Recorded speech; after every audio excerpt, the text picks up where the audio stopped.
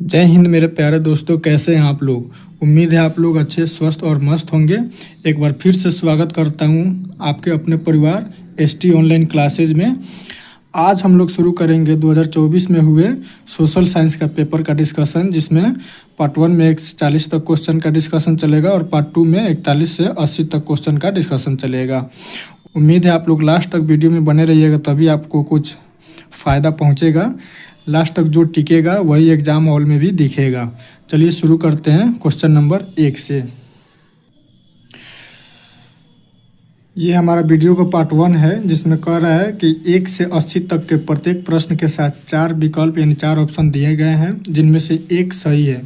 अपने द्वारा चुने गए सही विकल्प को OMR शीट पर चिन्हित करना है। केवल 40 प्रश्नों के ही उत्तर देना है। 40 प्रश्न का उत्तर दीजिएगा, एक का 1 नंबर मिलेगा, तो टोटल 40 नंबर मिलेंगे। 80 में 40 बनाने हैं। चलिए शुरू करते हैं। हमारा 1 नंबर क्वेश्चन है। क्वेश्चन नंबर 1, यूरोपियन सभ्यता का पालना किसे कहा जाता है। यूरोपियन सभ्यता, यहाँ यूरोपियन सभ्यता पूछा है, तो इसका आंसर होगा यूनान। यूनान को इंग्लिश में ना ग्रीस कहते हैं। देखिए यहाँ इंग्लिश में लिखा हुआ है ग्रीस। ग्रीस, इसी को हिंदी में भी लिख के आ जाएगा ग्रीस, है ना। ग्रीस एक जगह है, देश है, वहीं से यूरोपीय सभ्यता का पालना कहा जाता है। चलो क्वेश्चन नंबर 2। क्वेश्चन नंबर 2 है हमारा, रूस की संसद को कहते हैं। रूस की संसद को क्या कहते हैं, तो इसका आंसर हो जाएगा ड्यूमा। देखो इस बाबू ने भी सही मारा है। ये चूँकि नेट से रुपया देकर इस क्वेश्चन पेपर को मैं निकलवाया हूँ, इसीलिए इसमें जिस बाबू का क्वेश्चन पेपर है वो टिक लगाया हुआ है, तो उसका कोई टिक लगा हुआ दिखेगा आपको। ऐसा नहीं कि मैं अपने पास से क्वेश्चन पेपर लेके आ गया हूँ। ये ओरिजिनल पेपर है 2024 में हुए एग्जाम का। तो रूस की संसद को कहते हैं ड्यूमा। रूस की संसद को क्या कहते हैं, ड्यूमा होगा आंसर इसका, है ना। यही ऑप्शन दिया है डाइट। डाइट कहाँ के संसद को कहते हैं, तो जापान के संसद को डाइट कहते हैं। और संसद, संसद तो खुद भारत के संसद को ही संसद कहा जाता है। और सीनेट आता है अमेरिका में, ठीक। अमेरिका के संसद को सीनेट कहा जाता है। चलो क्वेश्चन नंबर 3। क्वेश्चन नंबर 3 है हमारा कि भारतीय कम्युनिस्ट पार्टी की स्थापना कहाँ हुई थी। भारतीय कम्युनिस्ट पार्टी, इसी को इंग्लिश में कहते हैं कम्युनिस्ट पार्टी ऑफ इंडिया, और शॉर्टकट में कहते हैं CP से पार्टी, I से इंडिया, CPI पार्टी। तो CPI पार्टी का स्थापना हुआ था ताशकंद में। इसका आंसर हो जाएगा D। ताशकंद क्या है ना, ताशकंद एक देश की राजधानी है, उज्बेकिस्तान की। उज्बेकिस्तान एक देश है, उसी की राजधानी है ताशकंद, ठीक ना, राजधानी है, इसको याद रखिएगा।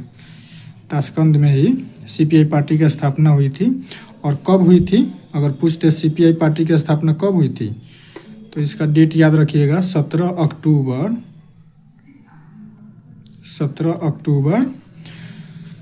1920 को, ठीक, 1920 को। और किसने किया था, तो MN राय ने। MN राय द्वारा CPI पार्टी की स्थापना की गई थी। क्वेश्चन नंबर 4 है कि तोकिन फ्री स्कूल कहाँ स्थापित किया गया था। तोकिन फ्री स्कूल, तो तोकिन ना, ये इस नाम में ही छुपा हुआ है उसका आंसर। तोकिन नाम आएगा कहाँ, तो इसका आंसर होगा वियतनाम। वियतनाम का नाम अटपटा थोड़ा सा होता है, उत्तरी वियतनाम और दक्षिणी वियतनाम, ठीक ना। तो इसका आंसर होगा वियतनाम। और कब, तो 1907 में शुरू किया गया था उस स्कूल को। क्वेश्चन नंबर 5 है हमारा, इल्बर्ट बिल किसके शासनकाल में पारित हुआ था। देखो ये मॉडल पेपर में भी आया हुआ है, 2026 का प्रश्न है। इल्बर्ट बिल किसके शासनकाल में पारित हुआ था, तो इसका आंसर होगा सर B होगा, लॉर्ड रिपन के काल में, है ना।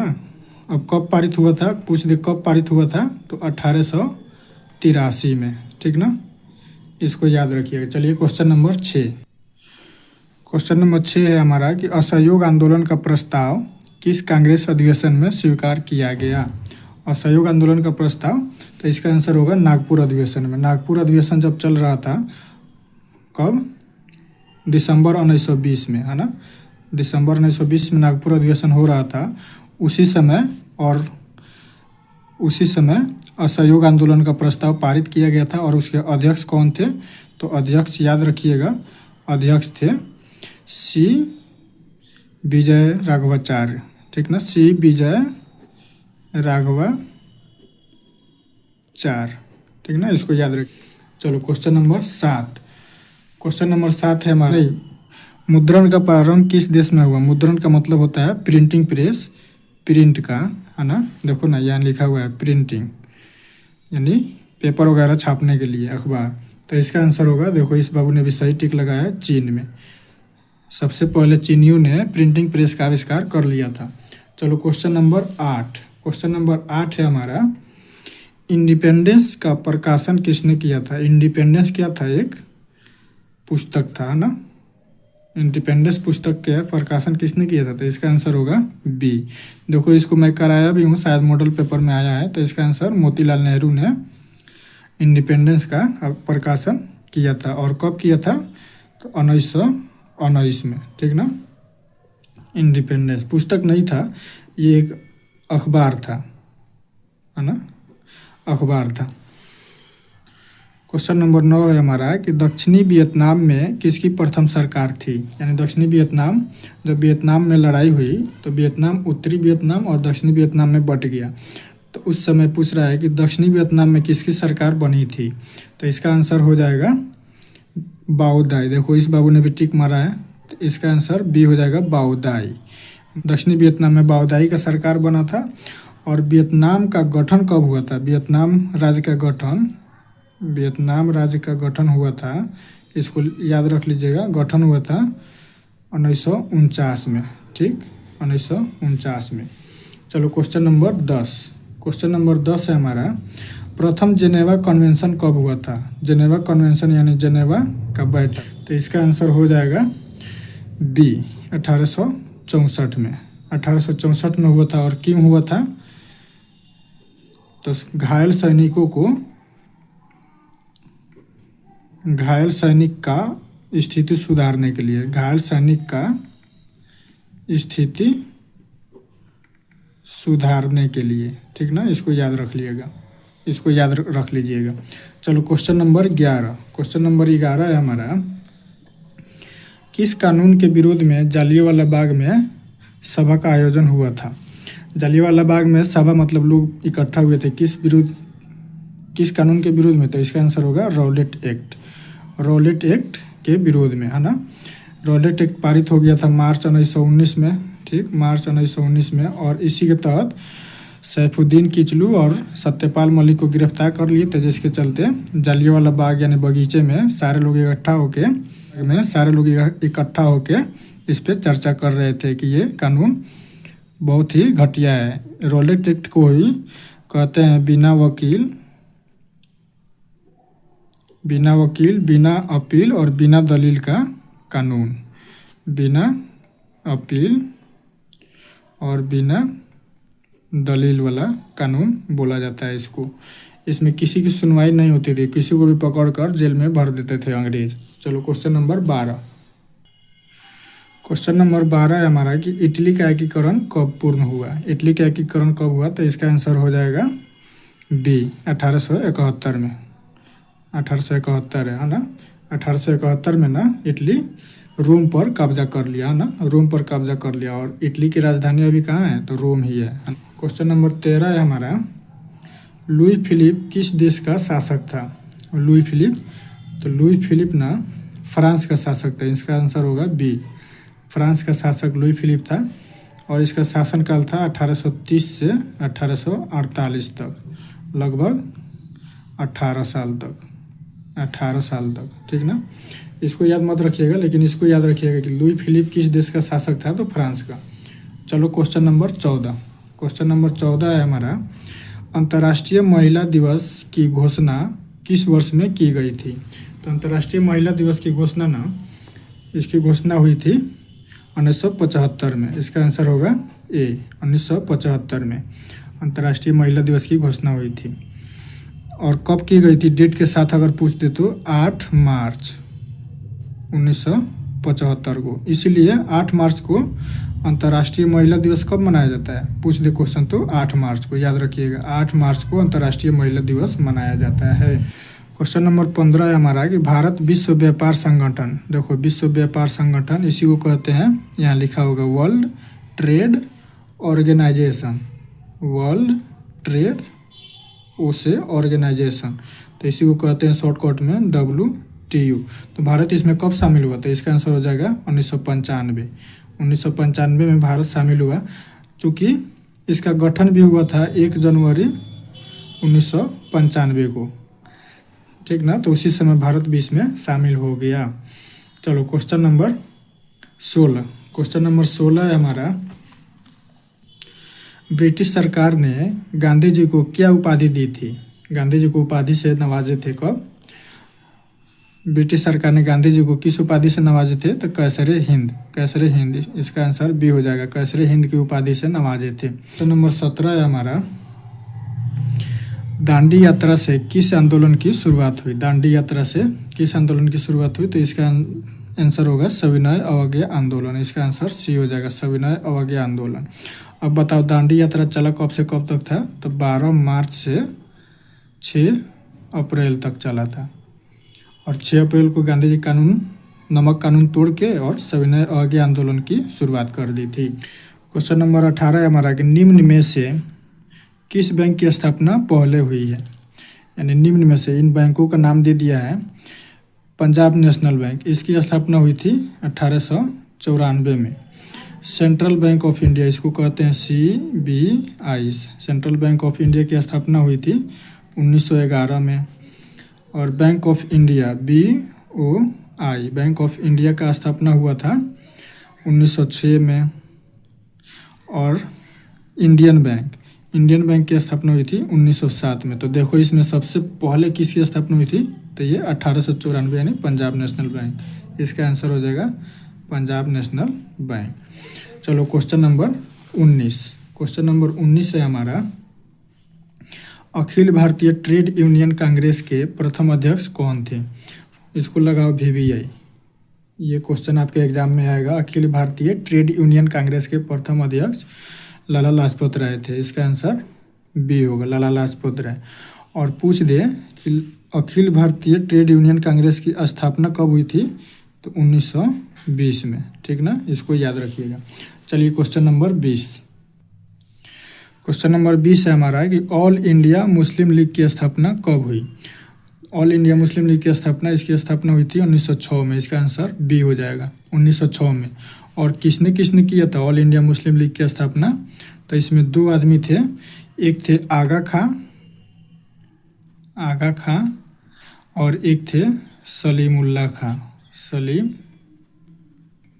सलीमुल्लाह खां। और इसकी स्थापना किए कहाँ थे? तो बांग्लादेश का राजधानी अभी कौन है? बांग्लादेश की राजधानी ढाका में। उस समय बांग्लादेश भारत का ही हिस्सा था 1906 में, तब जाके ढाका में इसकी स्थापना किए थे। चलो क्वेश्चन नंबर 21।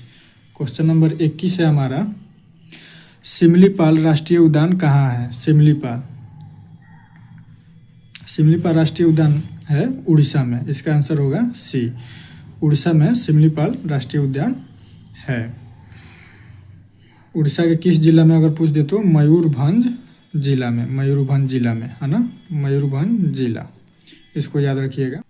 क्वेश्चन नंबर 22 है हमारा, कलपक्कम परमाणु विद्युत संयंत्र कहाँ स्थित है? कलपक्कम नाम ही अटपटा दिख रहा है ना, तो इसका आंसर हो जाएगा तमिलनाडु में। तमिलनाडु में कलपक्कम स्थित है। कर्नाटक में कौन सा है? कर्नाटक में कैगा परमाणु ऊर्जा संयंत्र है। और एक और क्वेश्चन पूछ दे कि काकरापारा किस राज्य में है? तो इसको याद रख लीजिएगा, गुजरात। शायद ये मॉडल पेपर में भी आया हुआ है, तो इसको याद रख लीजिएगा। ये काकरापारा गुजरात में, कैगा परमाणु ऊर्जा संयंत्र कर्नाटक में और कलपक्कम तमिलनाडु में। चलो क्वेश्चन नंबर 23। क्वेश्चन नंबर 23 है हमारा कि निम्न में से कौन सा पत्तन पूर्वी तट पर स्थित है? पत्तन का मतलब होता है बंदरगाह का मतलब जहाँ पानी का जहाज आकर रुकता हो, है ना, बड़े बड़े जहाज आकर रुकते हैं, उसी को बंदरगाह यानी पत्तन कहते हैं। तो पूछ रहा है कि पूर्वी तट पर कौन सा है? तो इसका आंसर हो जाएगा नहीं, गोवा तो पश्चिमी तट पर है, उड़ीसा। इसका आंसर पारादीप बंदरगाह यानी उड़ीसा में जो है वो पूर्वी तट पर है। अब तूतीकोरिन कहाँ है? तो तमिलनाडु में। मार्मागोआ बंदरगाह कहाँ है? तो गोवा में। विशाखापत्तनम बंदरगाह कहाँ है? तो आंध्र प्रदेश में। इसका आंसर उड़ीसा, पारादीप बंदरगाह उड़ीसा में है, यही पूर्वी तट पर है। चलो क्वेश्चन नंबर 24। क्वेश्चन नंबर 24 है हमारा, निम्न में से कौन मृदा निर्माण का कारक है? मृदा निर्माण, मृदा मतलब मिट्टी के निर्माण में कौन कारक है? जलवायु। जलवायु, हाँ भाई, ठंडी गर्मी बरसात आता है तो मिट्टी घिस घिस के मिट्टी और पत्थर घिस घिस के मिट्टी बनाता है। वनस्पति, वनस्पति भी है, पेड़ पौधे की पत्तियाँ जब नीचे गिर के सड़ती हैं तो उससे भी मिट्टी बनती है। चट्टान, चट्टानों से घिस कर ही तो मिट्टी बनती है। चट्टान, जलवायु और वनस्पति, इनमें सब हो जाएगा, इसका आंसर डी। चलो क्वेश्चन नंबर 25। क्वेश्चन नंबर 25 है, औस प्रकार है। औस ना एक अनाज का किस्म है, तो ये किसका प्रकार है? ये है धान का, इसका आंसर बी हो जाएगा। धान का प्रकार औस है, और औस धान का प्रकार कहाँ उगाया जाता है? पश्चिम बंगाल, पश्चिम बंगाल में मुख्य रूप से उगाया जाता है। चलो क्वेश्चन नंबर 26। क्वेश्चन नंबर 26 है हमारा कि निम्न में से कौन किसी रेल मंडल का मुख्यालय नहीं है? रेलवे मंडल का ना मुख्यालय होता है, अभी फिलहाल में रेलवे मंडल का मुख्यालय कितना है? 19 गो है। तो 19 गो में बिलासपुर है, बिलासपुर खुद है। यहाँ है दक्षिण पूर्व मध्य रेलवे, मध्य रेलवे का मुख्यालय बिलासपुर। हाजीपुर, इसको कहते हैं पूर्वी मध्य रेलवे, मध्य रेलवे। कोलकाता भी है, कोलकाता है पूर्वी रेलवे का, पूर्वी रेलवे का मुख्यालय कोलकाता, ठीक। लेकिन इंदौर, इंदौर शहर है ना, इसमें किसी रेलवे का मुख्यालय नहीं है, तो इसका आंसर यही हो जाएगा। पूछ रहा है मुख्यालय नहीं है, तो इसका आंसर इंदौर। क्वेश्चन नंबर 27 है हमारा, निम्न में से कौन विशेष आर्थिक क्षेत्र पश्चिम बंगाल में है? कौन सा विशेष आर्थिक क्षेत्र पश्चिम बंगाल में है? तो पश्चिम बंगाल में ना फाल्टा, फाल्टा एक जगह का नाम है, पश्चिम बंगाल में फाल्टा है, वो पश्चिम बंगाल में है। सूरत, सूरत कहाँ है? तो गुजरात में, गुजरात का एक शहर है। कांडला, कांडला बंदरगाह है, इसी को बंदरगाह, ये पत्तन या बंदरगाह कहते हैं। कांडला बंदरगाह ये भी गुजरात में है, ठीक। और Santa cruise, Santa cruise Maharashtra का एक शहर है, ठीक ना, महाराष्ट्र का। तो इसका आंसर हो जाएगा डी, फाल्टा। फाल्टा पश्चिम बंगाल में है। चलो क्वेश्चन नंबर 28। देखो 28 में मैं कुछ लिख के लाया हूँ समझाने के लिए। क्वेश्चन नंबर 28 है कि दक्षिण भारत की सबसे बड़ी नदी घाटी परियोजना कौन सी है? सबसे बड़ी नदी घाटी परियोजना, है ना, परियोजना पूछ देगा। तो पूछ रहा है दक्षिण भारत की, तो दक्षिण भारत की ना, इसमें आंसर हो जाएगा इसका तुंगभद्रा। तुंगभद्रा नदी घाटी परियोजना दक्षिण भारत की, जैसे मान लो ये हमारा भारत है,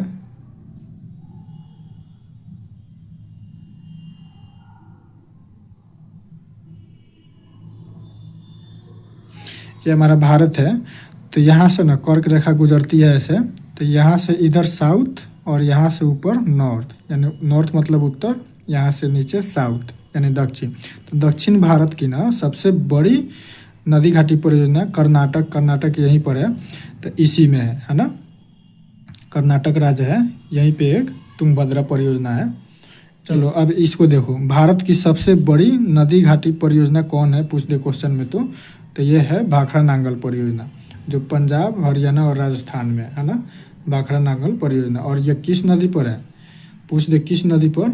तो भाखड़ा नांगल परियोजना है सतलज नदी पर, ठीक ना, इसको याद रखिएगा। चलो क्वेश्चन नंबर 29। नंबर 29 है हमारा कि भारत में रेडियो का प्रसारण किसके द्वारा शुरू किया गया? रेडियो का प्रसारण सबसे पहले ना रेडियो क्लब ऑफ दिल्ली नहीं, रेडियो क्लब ऑफ कोलकाता नहीं, रेडियो क्लब ऑफ बॉम्बे, हाँ इसका आंसर बॉम्बे से किया गया था, इसका आंसर हो जाएगा रेडियो क्लब ऑफ बॉम्बे। इसी का नाम बदलकर, इसी का नाम 1936 में रख दिया गया ऑल इंडिया रेडियो, ठीक, ऑल इंडिया रेडियो, इसी का नाम बदलकर कर दिया गया। चलो क्वेश्चन नंबर 30। क्वेश्चन नंबर 30 है हमारा कि पर्यावरण संरक्षण हेतु पहला विश्व शिखर सम्मेलन कब आयोजित हुआ? पर्यावरण संरक्षण के लिए पहला विश्व शिखर सम्मेलन कब किया गया था? तो इसका आंसर होगा 1972, इसका आंसर ए हो जाएगा 1972 में। 1972 में ना स्वीडन के स्टॉकहोम में, स्वीडन का एक शहर है स्टॉकहोम, इसी शहर में बैठक किया गया था कि पर्यावरण हमारा कैसे सुरक्षित रहेगा। इसी की बैठक को 1972 में आयोजित किया गया। इसी को ना स्टॉकहोम सम्मेलन भी कहा जाता है, इसको स्टॉकहोम सम्मेलन भी कहा जाता है। चलो क्वेश्चन नंबर 31। क्वेश्चन नंबर 31 है हमारा, बिहार का कौन सा जिला जूट का सबसे बड़ा उत्पादक है? जूट उत्पादन में बिहार का कौन सा जिला है? तो इसका आंसर होगा पूर्णिया। पूर्णिया जिला है ना, देखो ये मान लो ये बिहार है, बिहार का नक्शा देखिएगा तो, सॉरी ऐसे चलो,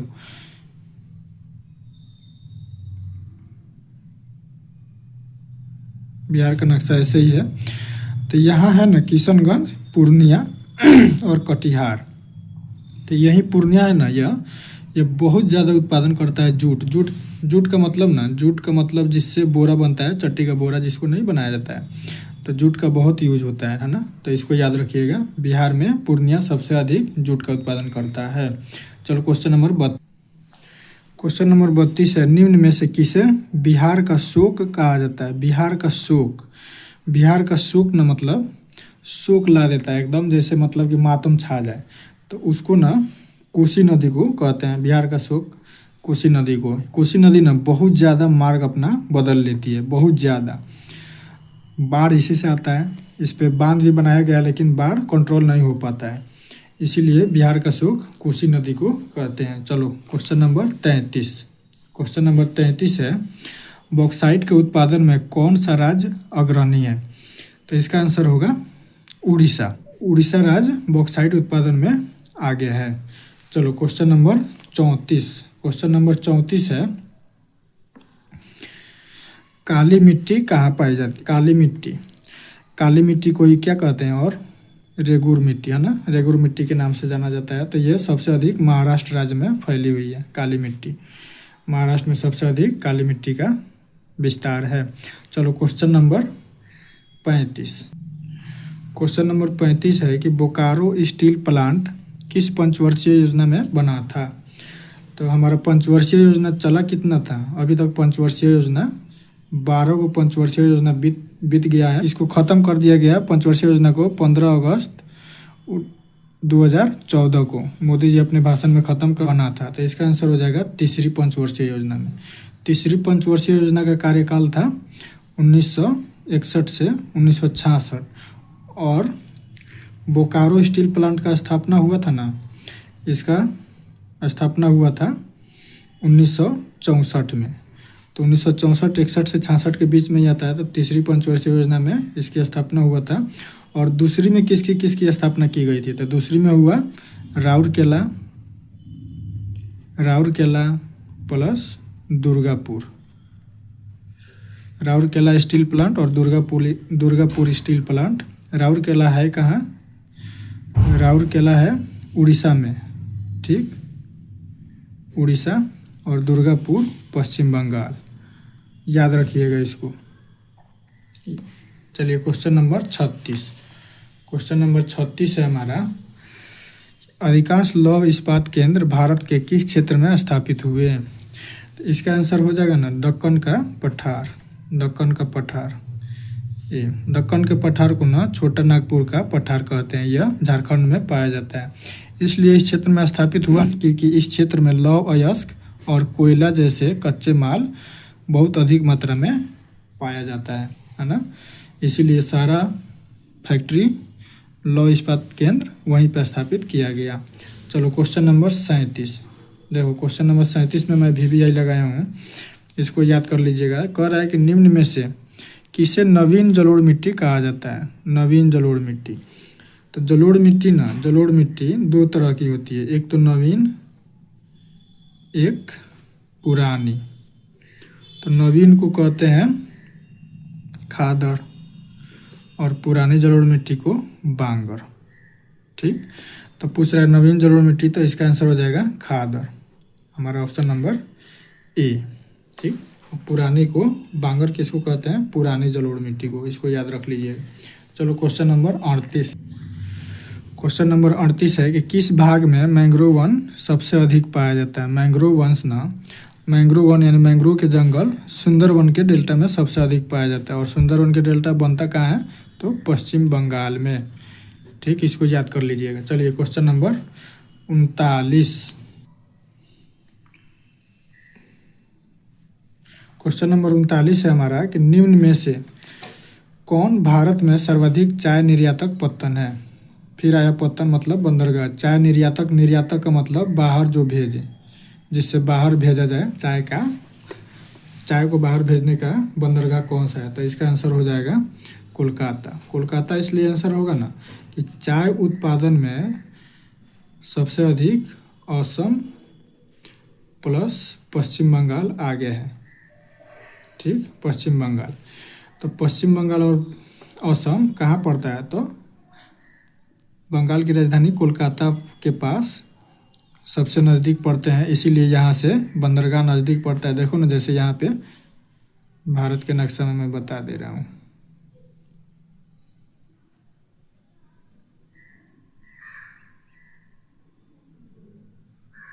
यहीं पे है पश्चिम बंगाल, ठीक ना, और असम यहाँ पे है। ये असम, ये पश्चिम बंगाल। तो यहाँ पे एक बंदरगाह है, कोलकाता बंदरगाह।